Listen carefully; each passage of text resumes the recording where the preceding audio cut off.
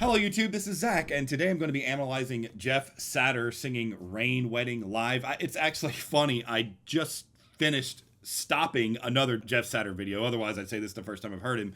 I was actually analyzing another one of his videos when I realized halfway through that it wasn't actually a live performance, and it was like one that was sort of like merged into multiples, so my analysis was not exactly correct about it, but I found one here that I think is actually live. My girlfriend is Thai, and we were going through singers for me to talk about because I haven't really spoken about anyone in Thailand. I've talked about a lot of other various countries and the singers that represent them, and I haven't talked about Thailand. So Jeff Satur is apparently extremely popular in Thailand. I have a little bit of a better idea of his singing sound now that I've already heard him once, so I kind of can go into this a little bit prepared.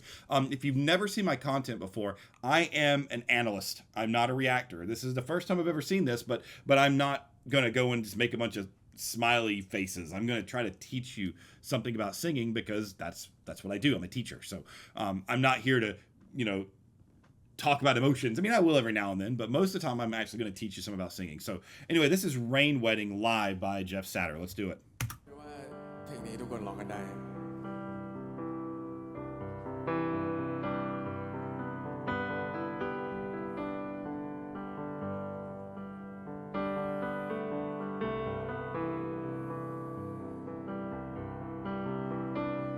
ช่วยกันร้องหน่อยครับผมร้องไม่ร้องไห้นะฮะร้องเพลงนะครับ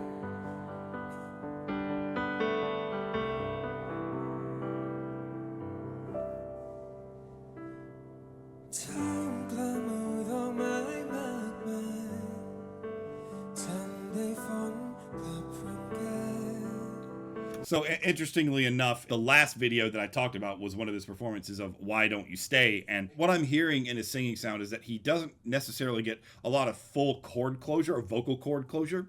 The vocal cords are basically the source of the sound in the base of the throat, or the vocal tract as we call it, and when you make sound, the vocal folds close together and they vibrate. Well, most of the time you want to get full chord closure, because if you don't, then air passes through and that can potentially cause some damage to the voice. But the way I like to teach it to people is, as long as your singing technique has good stable chord closure, like it sounds like you can create that speech-like sound in your singing, you can choose to do the kind of breathier, airier sound, and it's not going to kill you in the long run. He did that in Why Don't You Stay, where toward the end of the song, it was definitely much more stable chord closure. He actually is approaching singing the beginning of Rain Wedding very similar to Why Don't You Stay. So yeah, just as a general rule, if you're learning to sing, learn to sing by having like a speech-like sound in your voice. Don't start learning to sing by being breathy, because that's going to cause you problems in the long term if you don't know how to properly manage it. And he clearly knows how to shift between the sounds, and I'm sure he'll do it in this song too. But yeah, that's just like a little quick note about some trends that I've noticed in singing over the last video and this one.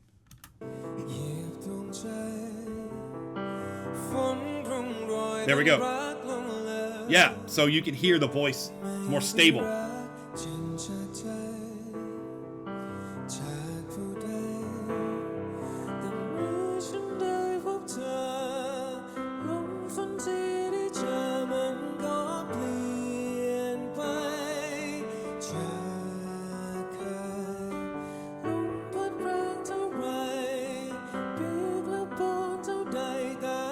Yeah.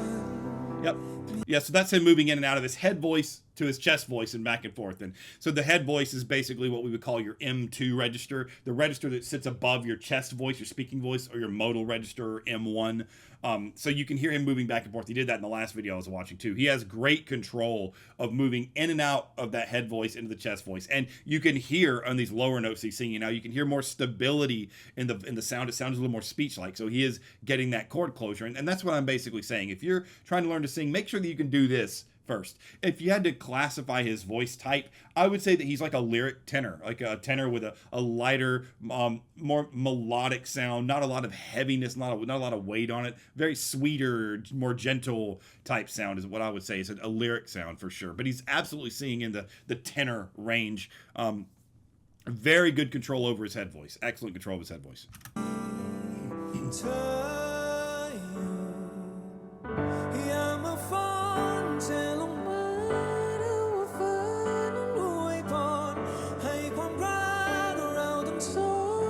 So I know that kind of stopped it abruptly, but I want to make a note here.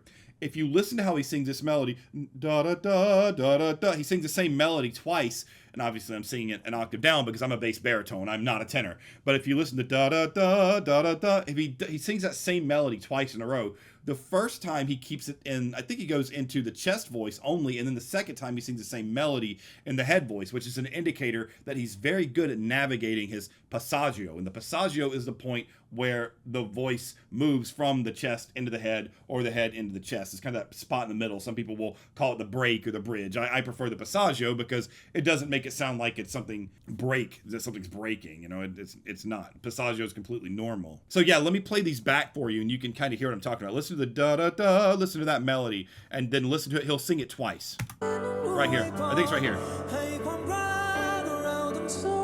Right there. Da-da-da, da-da-da. He does that very clearly, where the second one is in the head voice. So nice job of showing that he can navigate that little space in his range by moving in and out of registers without having any real trouble with it and not having a negative effect on his overall sound. Good stuff.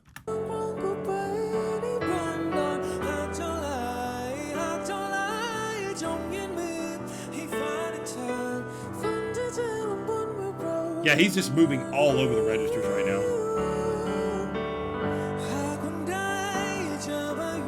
Yeah, same thing.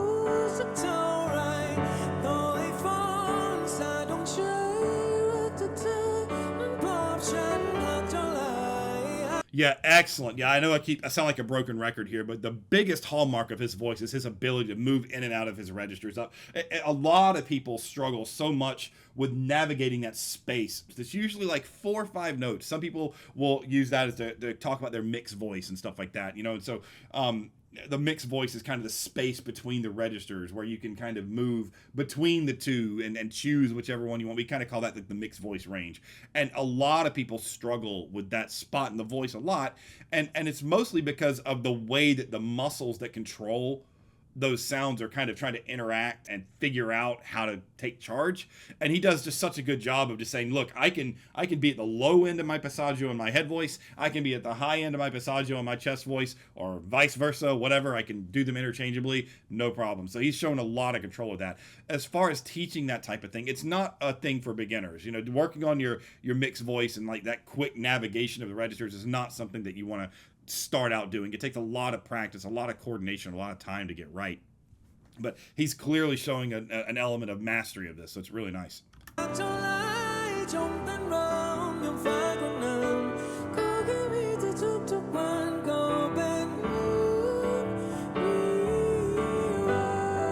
head voice, falsetto, nails it. Nice melisma. Melisma is when you sing on a singular vowel and you carry that singular vowel through a series of notes. Some people call it riffing and running. Like that's kind of a popular term for it. In the classical world, which is where I come from, we call that melisma. Really nice. It takes a lot of breath control. It takes a lot of stability from the air coming from underneath to be able to make melismas consistent, and the ability just to be so accurate with the pitches. I mean, that's a skill in and of itself.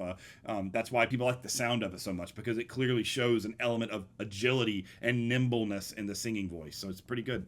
Real quick, I hope you're enjoying this video, and if you are, please give it a like and subscribe. That will help me so much. Also, I do offer voice instruction. I am a professional singing teacher, and I offer voice instruction through my Discord server, so I highly encourage you to join. That's where my entire community is. That's where all my students are. We do weekly vocal workshops. I do free vocal assessments for all incoming students, and it's just a really good place to be. I also do offer a Patreon if you want to kind of get a little bit more of a bird's eye view on the things I do, get early access to the videos and things like that. But yeah, please join my Discord server. I'd love to see you there. Hope you enjoy the video.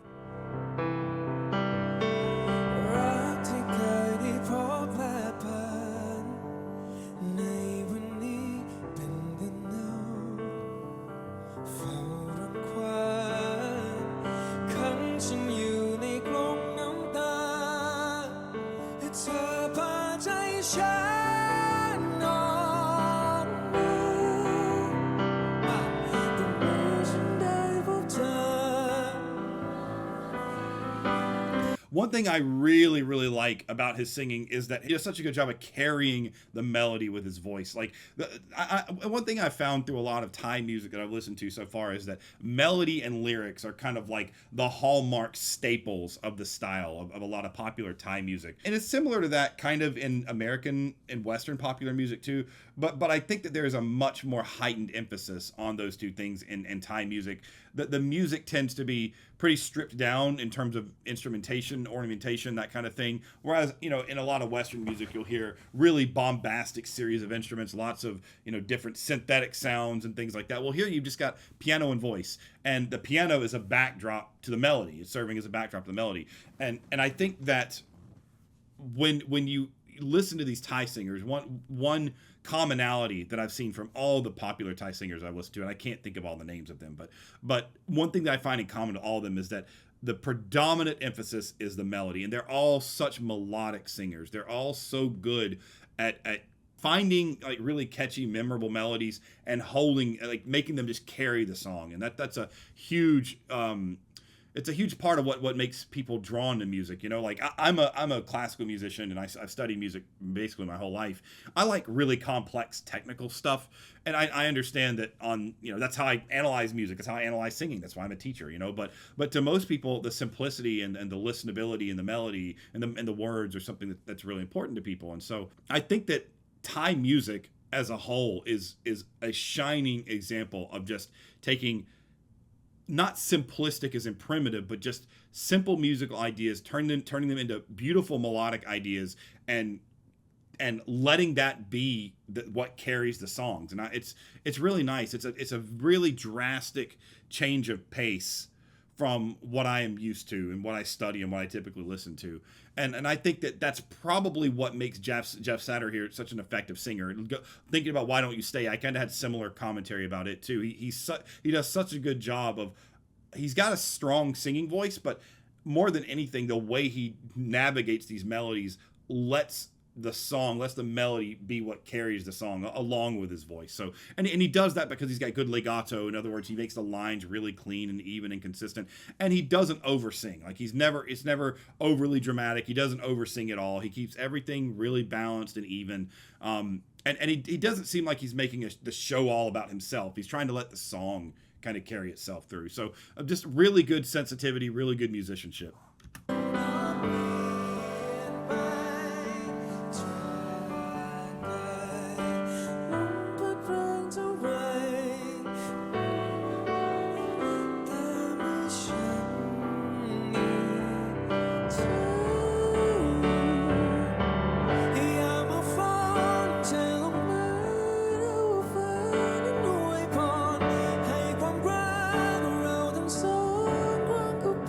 He does a really good job of singing grace notes, and this is going to be really, really hard for me to show because I'll do my best here.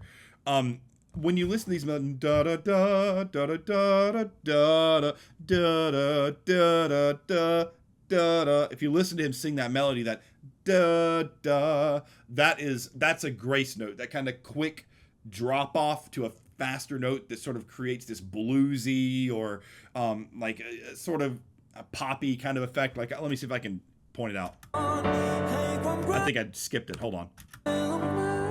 Right here. That I wish I knew the words. I'd be able to articulate it more clearly, but that's an example of a grace note. And grace notes can be used to incredible effect across all genres if you can find tasteful notes that kind of allow it to pivot into the target note of the melody. You can use that very effectively, and it can sound really nice. And I think he's done that quite a few times throughout this. But now in this kind of later recapitulation of the chorus, you can kind of hear him using those grace notes to much greater effect. That's actually a pretty common technique that was used way back in classical days, like early like Italian aria type days, like when you had Italian art songs. They'd have what they call an A prime section, where the melody or the chorus or whatever it would be sung, and then when it's repeated at the end, you had this kind of ornamented, a lot of grace notes, a lot of ways to accentuate the melody to kind of give you a little bit of a different perspective on it, but still make it sound cool. That's kind of what he's doing here.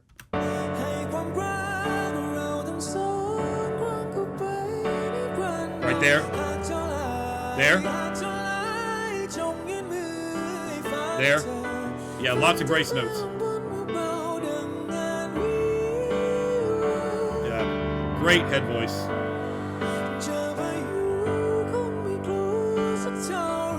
Yep.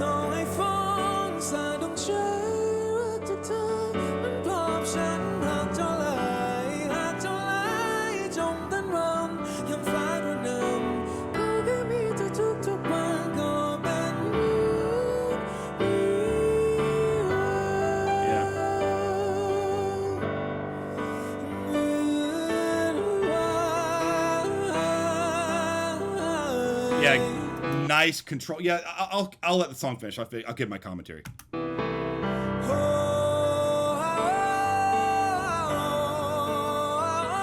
Nice melisma.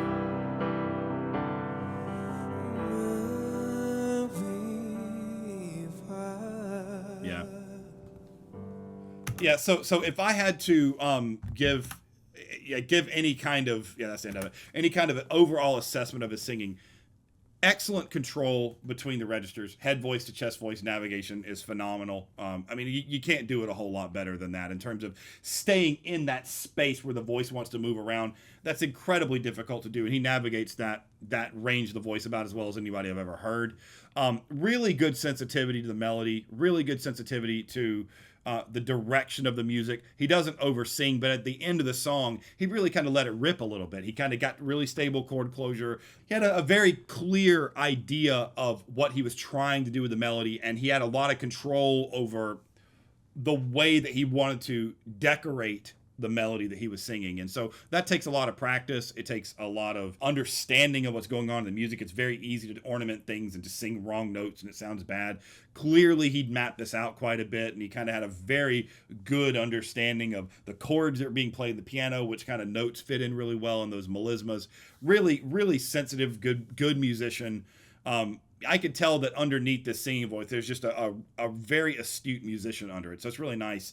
And that's pretty much it. I mean, this song was a lot, not in a bad way, but a lot simpler than I expected it to be. I guess I'm used to going super hyper in depth with everything about singers, but sometimes that's just not really, that's not really what it's about. And I guess Jeff Satur is a good example of that. Sometimes it's not all about all the technical. Sometimes it's just about a guy who's a good singer who knows how to control melodies really well, sing a beautiful melody really effectively, and that's what we got here. So yeah, I mean, that's my overall opinion. I'll check out more of him for sure. And if you all want to see more of my analysis of him, I'll check out some other songs. If you have some recommendations of any other Thai artists that you think I might be interested in hearing or seeing, please let me know. I'd love to hear some more. I try to touch on all these different places in the world when I make my videos. I don't just want to limit it all to just Western countries, because there's just so much going on all over the world. So I've kind of been in a more of an Asian sort of kick in terms of like singers I've been talking about lately anyway. So please tell me some more Thai singers to talk about. But yeah, that's it. If you are interested in taking voice lessons or learning from me, join the Discord server. I do offer voice lessons, have vocal workshops, all that kind of stuff there. Join my Patreon. If you have requests of singers you want me to analyze, I have an option for that there. And yeah, that's about it. Thank you all so much for watching. Bye.